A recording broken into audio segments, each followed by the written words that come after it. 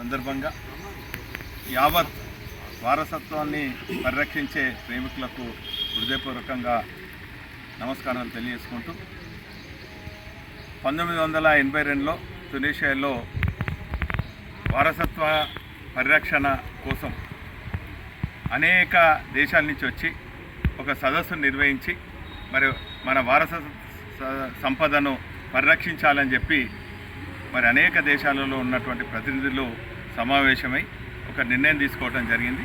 ఆ నిర్ణయాన్ని United nations organisation 1983లో మరి ఈ ఏప్రిల్ 18న ప్రపంచ వారసత్వ దినోత్సవాన్ని ప్రకటించడం జరిగింది.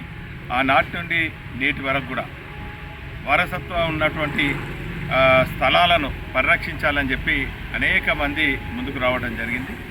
మరి ఇంటాక్ లాంటి సంస్థలు కూడా మరి దేశంలో అనేక వారసత్వాన్ని పరిరక్షించాలని అనేక కార్యక్రమాలు నిర్వహించడం జరిగింది.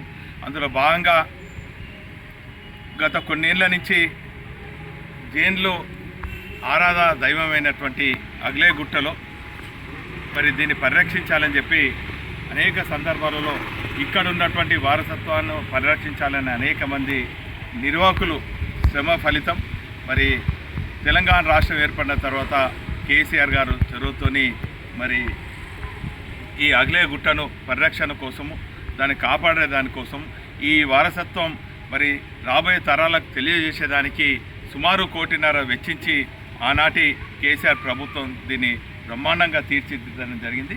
మరి ఇది పరిరక్షించిన తర్వాత జైన్ మత గురువులైన అనేక మంది మరి ఇక్కడికి వచ్చి మరి 2 రాష్ట్రాల్లో అతిపెద్దైనటువంటి శాంతనాథుడు కూడా మరి ఇక్కడ ఉండటం జరిగింది.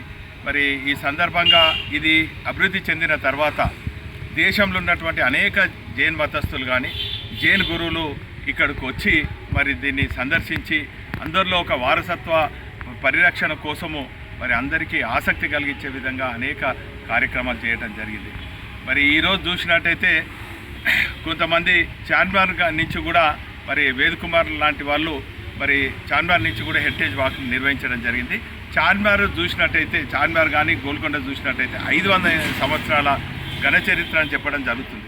కానీ ఓరుగల్కు వచ్చినటువంటి చరిత్ర కనుక మనం చూసినట్టయితే సుమారు 2000 ఏళ్ళ చరిత్ర, అంటే హైదరాబాద్లో ఉన్నటువంటి చార్మినార్ కానీ గోల్కొండ కానీ దానికన్నా గొప్ప చరిత్ర మరి వరంగల్కు దక్కింది. కాబట్టి మరి ఆ హైదరాబాద్ కన్నా మరి వరంగల్ చరిత్ర గొప్పది.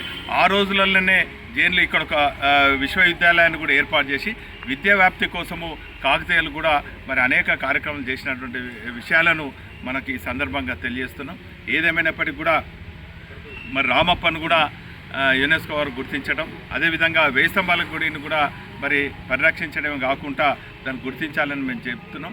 ఏదేమైనప్పటికీ కూడా మన రాబోయే తరాలకు ఇంత గొప్ప వారసత్వాన్ని అందించే విధంగా మనం అందరం కూడా పాటుపడదాం. ఈరోజు హెరిటేజ్ డే సందర్భంగా అందరికి కూడా పేరు పైన హృదయపూర్వక నమస్కారాలు, శుభాకాంక్షలు.